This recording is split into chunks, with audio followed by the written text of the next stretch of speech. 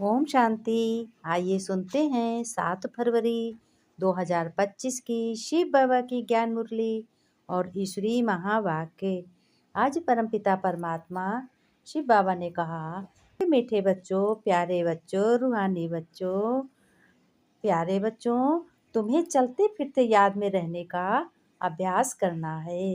कर्म करते रहो और बाप की याद में रहो कि भगवान करा रहा है, पिता करा रहा है, परम पिता। और चलते फिरते याद करो कि भगवान हमारे साथ है, हम उंगली पकड़कर उसकी चल रहे हैं, वो हमें चला रहा है, उसकी अकेले नहीं है। ऐसे रहने का अभ्यास तुम्हें करना है बच्चों। ज्ञान और योग की ही यही मुख्य 2 चीज़ें हैं। क्या है? योग माना याद। ज्ञान और योग ये मुख्य चीज़ें हैं। अगर ज्ञान है, योग नहीं है, तब भी नहीं ठीक है। अगर योग है, ज्ञान नहीं है, तब भी। और योग होगा तो ज्ञान भी होगा। ये 2 मुख्य चीज़ें हैं। योग से माना याद, योग माने याद करना, और ज्ञान माने नॉलेज। क्या नॉलेज होगी? ईश्वर के जब स्टूडेंट हो, तो ईश्वर के स्टूडेंट जब बने हो, तो स्टूडेंट की क्या नॉलेज होगी कि हमें सृष्टि चक्र की नॉलेज होनी चाहिए। तो सृष्टि चक्र कैसे? 5000 वर्ष बाद 5000 कल्प का होता है। एक कल्प होता है 5000 का। तो इसमें क्या होता है कि जो भी सृष्टि चक्र विधि का विधान होता है, वो वैसे ही हूबहू जिस तरीके से घड़ी होती है, अपने समय पे 12 बजाती है, फिर चारों चक्कर लगा करके फिर उस घड़ी उसी जगह 12 पे फिर आ जाती है, फिर 1-2 बजाती है, फिर 12 पे आ जाती है। ऐसे करते करते इसी तरीके से तुम्हारा भी ये चक्र चलता रहता है, सृष्टि का चक्र। आज हम सब मिले हैं, आज भगवान के बच्चे हैं। आपके कल्प में फिर भगवान के बच्चे बनेंगे, फिर भगवान हमारा पिता और भाई और बंधु सखा माता पिता सब कुछ होगा, सतगुरु होगा। ये सृष्टि का चक्र है, ये इसको कोई टाल नहीं सकता। ये हूबहू वैसा ही है, जो हम आज करते हैं वो फिर करेंगे इसी समय में। तो इसको नॉलेज कहते हैं। प्रश्न है कि जो बच्चे अक्लमंद माने होशियार बच्चे कौन से बोल मुख से नहीं बोलेंगे? बाबा ने कहा उत्तर में, बच्चों तुम्हें कौन से बोल बोलने हैं? हमें योग सिखलाओ। कैसे कहोगे? हमें योग सिखलाओ, ये बोल अक्लमंद बच्चे नहीं बोलेंगे। अक्लमंद बच्चे ये नहीं कहेंगे योग सिखलाओ। बाप को याद करना सीखना क्या होता है? याद तो आपे ही आती है। अरे जिस चीज़ को याद ना करना चाहो, अगर याद आएगा तो आपे ही आएगी याद। ये पाठशाला है, ये अविनाशी ज्ञान है, ये ज्ञान रत्न है, ये नर से नारायण और नारी से लक्ष्मी बनने का पढ़ाई है, जिससे हम मनुष्य से देवता बनते हैं। तो ये तो वैसे भी परफेक्ट है कि हम देवी देवताएं थे, अब हम जैसे जन्म लेते लेते, तिरसठ जन्म लेते लेते हम कैसे हो गए, पतित हो गए हैं ना।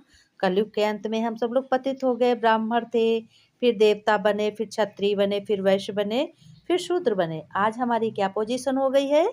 हम शूद्र बन गए हैं, बिल्कुल काले बन गए आत्माएं, और लोहे की जैसे बन गए। इसलिए तो ये हमारे क्या होते हैं, ये ऐसा पढ़ने में हम कर्म करते हैं तो हमें ये चक्र लगाना पड़ता है। तुम्हें कर्म करते बाप को याद करने का अभ्यास करना है। ये पाठशाला है, पाठशाले में इसकी नॉलेज पढ़ाई जाती है, तभी देवता बनते हो।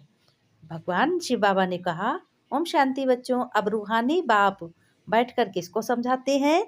रूहानी बच्चों को समझाते हैं। जैसे रूहानी बाप बच्चों को समझाते हैं, कहते हैं, बच्चे तुम जानते हो रूहानी बाप इस रथ द्वारा हमको समझा रहे हैं। किस रथ द्वारा समझा रहे हैं? ब्रह्मा के रथ द्वारा। जब कि बच्चे हैं तो बाप को वाह क्या होगा कि बाप को तो याद आएगी ही। जब बच्चे हैं तो बाप को याद करना पड़ेगा। किसी बहन या भाई को कहना कि मुझे बाबा को याद करना सिखलाओ, ये रॉन्ग हो जाता है। याद करने के लिए थोड़ी कहा जाता है हमें याद किसी की सिखलाओ। क्या तुम अपने भाई बहनों, माता पिता आदि के लोगों को याद करते हो? तो क्या कोई कहता है तुम याद करो याद करो? याद तो आप ही आ जाती है। तुम कोई छोटी बच्चियां तो नहीं हो ना, न छोटे बच्चे हो। तुम वृद्धावस्था हो, युवावस्था हो, है ना। और ये तो जानते हो मुख्य है रूह। मुख्य क्या है? रूह। ये रूह शब्द है किसका है? उर्दू का। और रूह माने आत्मा होती है। वह तो है अविनाशी, शरीर है विनाशी। बड़ा तो रूह हुआ ना, शरीर तो नहीं हुआ, बड़ा रूह हुआ। और कहते हैं अज्ञान काल में यह ज्ञान किसको नहीं रहता है? अब देखो भगवान कह रहे हैं बच्चों, ये तुम्हें मालूम है कि अज्ञान काल में यह ज्ञान किसको नहीं रहता है कि हम आत्मा हैं? शरीर द्वारा बोलते हैं, देह अभिमान में आकर ही बोलते हैं कि मैं यह करता हूँ। अभी तुम देही अभिमानी बने हो। जानते हो हम आत्मा कहती है, मैं इस शरीर द्वारा बोलती हूँ, कर्म करती हूँ। आत्मा मेल है। जैसे किसको नहीं होता है? किसको नहीं रहता है ज्ञान? जो कहते हैं मैं करता हूँ, मैं ही सब कुछ हूँ, मैं ही देवता हूँ, मैं ही भगवान हूँ, भगवान मेरे में है, उसको ये अभिमान में आकर बोलते हैं, शरीर के अभिमान में। ऐसे तुम समझो कि तुम तो जानते हो कि मैं आत्मा है ना? मैं इस शरीर द्वारा बोलती हूँ, शरीर द्वारा कर्म कराती हूँ। आत्मा मेल है ना? आत्मा नहीं तो शरीर नहीं, शरीर नहीं तो आत्मा नहीं। ये दोनों क्या है? मेल हैं। तो इस ना शरीर आत्मा के बिना चलता है, ना आत्मा शरीर के बिना चलती है। तो ये आज पक्का हो गया कि शरीर में आने से कर्म करना होता है। बहुत ऐसे भी हैं जो कहते हैं हम दीदार करें। हम दीदार क्या करेंगे? यहाँ तो तुम अपने को आत्मा समझ बाप को याद करते हो। हम आत्मा इस शरीर से अलग हैं ना? पापा ने देखो समझाया कितने प्यार से कि बच्चों ऐसे समझो कि हम आत्मा इस शरीर से अलग हैं। आत्मा वह तो बिंदी है ना। अच्छा, कोई कहते हैं कि श्री कृष्ण का दीदार करें। श्री कृष्ण का तो चित्र भी है ना। जो जड़ है सो फिर चैतन्य में देखेंगे। इससे फायदा क्या हुआ? साक्षात्कार से थोड़े ही फायदा होगा। फायदा जब होगा कि तुम बाप को याद करो तो आत्मा पवित्र बन जाएगी। बाप के ही गुण तुम में दिखाई दें। नारायण का साक्षात्कार होने से नारायण थोड़ी बन जाएंगे। जब हम कर्म करेंगे नारायण के जैसे, तभी कर्म से ही हम सब कुछ बन सकते हैं। भगवान शिव बाबा ने कहा तुम बच्चे जानते हो तुम्हारी ऑब्जेक्ट क्या है? लक्ष्मी नारायण बनने की। परंतु पढ़ने बगैर थोड़ी बन जाओगे। बाबा ने कहा कि होशियार बनो, प्रजा में तभी लक्ष्मी नारायण बनेंगे। प्रजा भी बनाओगे तभी लक्ष्मी नारायण बनेंगे। बाबा ने कहा समझाता हूँ। बाबा और हम दोनों सैर करते हैं। सैर करते करते बाबा को भूल जाता हूँ। खिसकनी वस्तु है ना, घड़ी घड़ी याद खिसक जाती है। बाबा ने कहा कि तुम बच्चे होशियार हो, यही मुरब्बी बच्चा भी साथ है। धर्मराज की सजा ना मिले, पास विद आनर होना चाहिए तुम्हें। भोजन थोड़ी याद कर रहती है, भोजन पर थोड़ी याद रहती, फिर भूल जाती। समझता हूँ बाबा, आओ भोजन करो, आके आप पहले करो फिर मैं करूँगा, या हम दोनों साथ साथ करेंगे। इस तरीके से अपने याद तो हर कर्म में आएगी। बाबा ने कहा तुम बच्चों को पवित्र जरूर बनना है और सर्व का सदगत दाता एक शिव बाबा है। जाने का रास्ता कैसे बताओगे? धर्म तो वृद्धि को पाता है। बहुत हैं जो पवित्र नहीं रहते हैं। और सबसे बड़ा विकार है काम, महाशत्रु है ना। अच्छे अच्छे ज्ञानियों को वो हप कर लेता है। बाबा ने कहा फिर बच्चे गिर पड़ते हैं। दृष्टि तो तेज हो जाती है, दृष्टि बदल जाती है। प्यार और कहते हैं कि काम का ही अंश है। कुदृष्टि जब होती काम का अंश, यह बड़ा शैतान है काम। बाप कहते हैं बच्चों इस पर जीत पहनो तो जगत जीत बन जाओगे। बाबा नमस्ते करते हैं। भगवान मीठे मीठे प्यारे प्यारे सीखे लगे बच्चों प्रति माता पिता बाप दादा का याद प्यार। Good morning. रूहानी बाप के रूहानी बच्चों को नमस्ते। बच्चे नमस्ते करते हैं हम रूहानी बाप दादा को, रूहानी बच्चों की रूहानी बाप दादा को याद प्यार। नमस्ते नमस्ते, गुड मॉर्निंग बाबा। धारणा के लिए बाबा ने कहा कि बच्चों पवित्र बनो, धारणा को धारण करो, काम काज करते याद में रहने की तुम्हें आदत डालनी है। बाप के साथ जाने व पावन दुनिया का मालिक बनना है। इसके लिए पवित्र जरूर रहना है। ऊंच पद पाने के लिए बहुतों की सेवा करनी है और बहुतों को बच्चों पढ़ाना भी है। फिर बाबा ने कहा मैसेंजर बनकर जाना, मैसेंजर बनकर मैसेज सभी तक तुम्हें पहुंचाना है। वरदान में बाबा ने कहा, स्नेह की गोद में आंतरिक सुख व सर्वशक्तियों द्वारा। कैसा है स्नेह? किसकी गोद में हो? तुम भगवान की गोद में हो।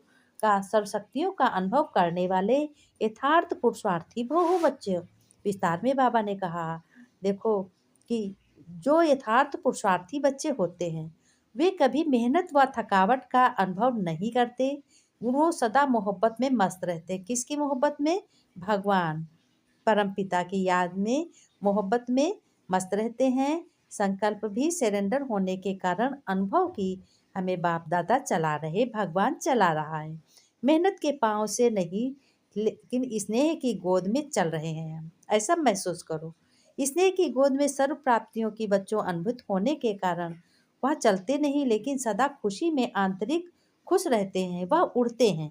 स्लोगन में बाबा ने कहा, निश्चय रूपी फाउंडेशन पक्का बच्चों है तो श्रेष्ठ जीवन का तुम्हें अनुभव स्वतः होता है। इसलिए निश्चय रूपी फाउंडेशन पक्का करो कि निश्चय है हमें, जीवन का अनुभव करो। इस अव्यक्त इशारे एकांत प्रिय बनो, भगवान के प्रिय बनो, एकता और एकाग्रता को अपनाओ। भाषाएं तो अनेक होती हैं, रूप भी अनेक, सबके दिल में एकता है ना। एक दिल में बाप है, एक की श्रीमत चलने वाले हो। अनेक भाषाओं में होते हैं, फिर भी मन का गीत, मन की भाषा क्या होती है? एक होती है। तो आइए मीठे मीठे वरदानों से झोली भरी और पढ़ाई पढ़ी भगवान से और अपना भाग्य बनाया। सब कुछ बाबा नमस्ते भी की। ओम शांति। आगे चलते हैं आध्यात्मिक की ओर। आइए आज की विशेष बातें हैं। आज का विषय है कि तुम बच्चे, तुम कोई भी अवस्था हो तो जीवन में सुख शांति कैसे पाओगे। तो भगवान कहते हैं, तुम्हें सुख शांति कैसे पाओगे, इस पर आप पे निर्भर होता है। ध्यान से सुनिए कि जब हम सभी लोग के जीवन में सुख शांति हम लोग पाते हैं, सभी लोग सोचते हैं कि हाँ हमें सुख शांति पाना है, हम बहुत ही क्या हो गए हैं, जीवन में तंग आ गए हैं, तो हम क्या ढूंढते हैं? शांति। तो किसी भी काम के लिए दूसरों पर हम निर्भर ना रहें। शांति तो अपने अंदर ही है। हम शांति सागर भगवान के बच्चे हैं, तो भगवान जिसका पिता है तो बच्चों को शांति की क्या है ज़रूरत? वो तो भरपूर बच्चा शांति से है। जब हम आत्मनिर्भर हो जाते हैं तब हमें क्या सुख शांति के लिए साथ ही सफलता में मिलती है कि नहीं मिलती है? जब सुख शांति के लिए साथ ही सफलता भी मिलती है। तो भगवान कहते हैं, बच्चों सफलता जब मिलेगी जब तुम मुस्कराओगे। मुस्कराना मत छोड़ो। अगर कोई भी तकलीफ है, कोई परेशानी है, दुख है या किसी की मृत्यु हो गई है, वहाँ पे तुम मुस्कुराओगे नहीं, यहाँ पे अंदर ही अंदर मुस्कुराओगे। कैसे मुस्कुराओगे? अंदर बुद्धि से कि हाँ ये तो ड्रामा में नूद है, ये तो सृष्टि चक्र है, ये तो विधि का विधान है, ये तो होना ही है ना। तो तुम ज्ञानी हो, तुम भगवान के बच्चे हो, मास्टर ज्ञान सूर्य हो, इसलिए तुम्हें क्या है, कैसे समझोगे कि हम फूल हैं, भगवान बागवान है ना। तो फूल बनकर मुस्कुराना बहुत बड़ी बात है। मुस्कुरा कर कभी सबको भुलाया जा सकता है ना। कितनी भी कोई कड़क बात कह दे, मुस्कुरा दो, जानो सब कुछ दूर हो गया। और जीत कर कोई खुश हुआ तो क्या हुआ, हार कर भी मुस्कुराना बड़ी बात है। अगर कोई कह देता है तो हमें क्या है, मुस्कुराना है। किसी भी चीज़ में अंदर से ही या बाहर से कह यही सोचना है कि हमें किसी को नहीं कहना है। और कहते हैं कि बहुत, ये तो बात हो गई कि सुख दुख की, लेकिन अब आइए जीवन हमारा कैसा होना चाहिए। जीवन मिलना है, भाग्य की बात है, मृत्यु होना समय की बात है। ये निश्चय होना चाहिए कि जीवन मिलना भाग्य की बात है और मृत्यु होना समय की बात है। मृत्यु अपने समय पे होगी और जीवन हम अपनी भाग्य से, अपने कर्मों से बनाएंगे। लेकिन मृत्यु के बाद भी हम क्या करेंगे, सबके दिलों में क्या करेंगे, जीवित रहना होता है। ये कर्मों की बात है। अगर मृत्यु के बाद भी लोगों के दिलों में जीवित रहना, ये कर्मों की बात है। तो मृत्यु होना समय की बात है और भाग्य की बात है कि हमारे कर्म कर्म जब हमारे अच्छे होते हैं तो हमारा भाग्य बहुत सुंदर बनता है। इसलिए कहते हैं, ज्ञानी वह नहीं होता जो सिर्फ पढ़ना जानता हो। हम लोगों को नॉलेज भी अंदर होनी चाहिए। हम लोगों के चेहरे से मालूम भी हो कि ज्ञानी है, भगवान का बच्चा है ना, चेहरे पे चिंतन और खुश मुस्कुराहट होनी चाहिए। वो इंसान है जिसके विचारों में क्या होता है, जिनके विचारों में प्यार होता है, सम्मान होता है, वो इंसान होते हैं। वो इंसान जैसे दया, मानवता और जैसे बहुमूल्य चीज़ें पाई जाती हैं, क्योंकि हम लोग भगवान के बच्चे हैं ना, ईश्वर के बच्चे हैं, तो ईश्वर भी प्यार का सागर है। और सम्मान, वो भी सबका सम्मान करता है। देखो, मीठे-मीठे बच्चे कह के सारी बातें बता देता। दया करते हैं, मानवता जैसी बहुमूल्य चीज़ें पाई जाती हैं, भगवान के गुण होते हैं। तो हमें आज क्या कहना है? आज इसी में रहना कि हमें मुस्कुराते रहना है, क्योंकि हम जीवन अपना भाग्य लिख रहे हैं। पाप पुण्य सब यहीं पे है, हमको सोच विचार कर चलना है कि हमारा पुण्य कैसा होना चाहिए, पाप की तरफ ध्यान भी नहीं देना। आइए चलते हैं अगली, फिर मिलेंगे। खुश रहो, मुस्कुराते रहो और खजाना खुशी का लुटाते रहो मेरे प्यारे भाई बहनों, माता भाई बहनों। ओम शांति, ओम शांति।